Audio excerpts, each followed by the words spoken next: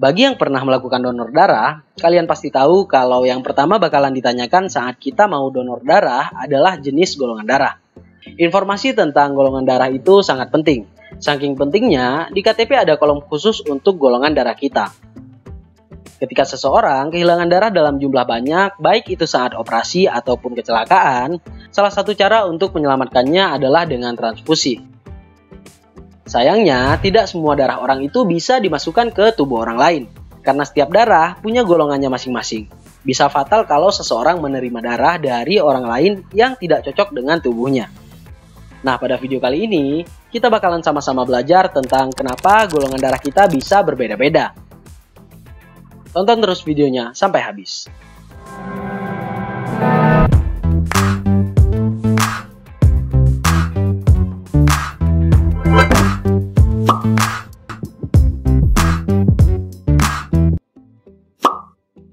Meskipun semua warna darah kita adalah merah, ternyata sel darah manusia bervariasi dan punya beberapa tipe.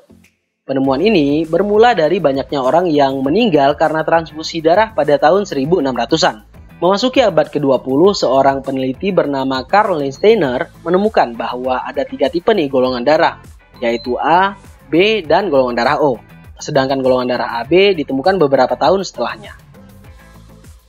Ada fakta unik juga, di mana sebenarnya nama awal dari golongan darah O adalah golongan C.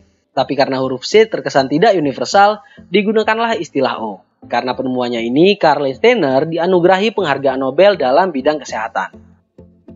Secara umum, perbedaan golongan darah terjadi karena sel darah merah memiliki sesuatu yang disebut dengan antigen. Fungsi dari antigen adalah untuk membantu mengidentifikasikan tipe darah yang ada di dalam tubuh manusia. Orang yang memiliki antigen A akan memiliki golongan darah A. Orang yang memiliki antigen B akan memiliki golongan darah B. Orang yang memiliki antigen A dan B akan memiliki golongan darah AB. Dan orang yang tidak memiliki antigen A ataupun antigen B akan memiliki golongan darah O atau 0. Kalau dikaji lebih jauh, golongan darah kita sebenarnya juga memiliki tanda positif atau negatif. Tanda positif atau negatif ini menandakan resus faktor dalam darah kita. Sama halnya seperti antigen, orang yang memiliki resus A positif dan B positif misalnya, darahnya tidak akan diterima oleh orang yang tidak memiliki resus.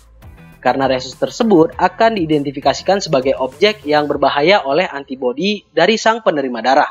Akibatnya, jika salah transfusi, bukannya membantu, malah sel darah yang didonorkan akan dihancurkan oleh sistem imun orang yang menerima. Faktor utama yang menyebabkan terjadinya variasi golongan darah adalah mutasi genetik dari nenek moyang kita. Tentu saja manusia berasal dari satu nenek moyang yang sama. Tetapi keturunan dari manusia semakin lama semakin bertambah. Karena itu tidak mungkin dong nenek moyang kita yang populasinya semakin banyak tinggal di satu tempat yang sama terus-menerus. Pindahlah sebagian nenek moyang ke lingkungan baru yang bahaya, suasana, dan ancamannya juga berbeda-beda. Tubuh mereka yang pindah ini lama-kelamaan akan beradaptasi terhadap perubahan tersebut. Dan kemudian ada beberapa perubahan yang diturunkan secara genetik. Sehingga hasil akhirnya kita punya golongan darah yang berbeda-beda.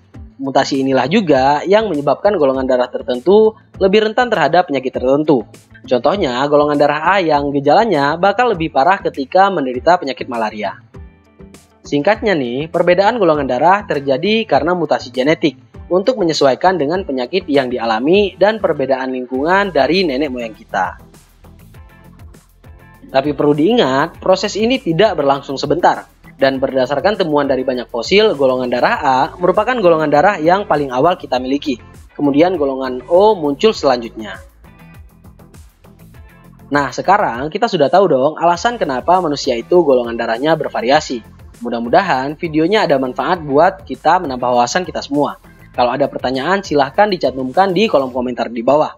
Jangan lupa di-share kalau kalian mendapatkan sesuatu dari video kali ini. Terima kasih buat yang udah nonton videonya sampai habis. Sampai jumpa di video berikutnya.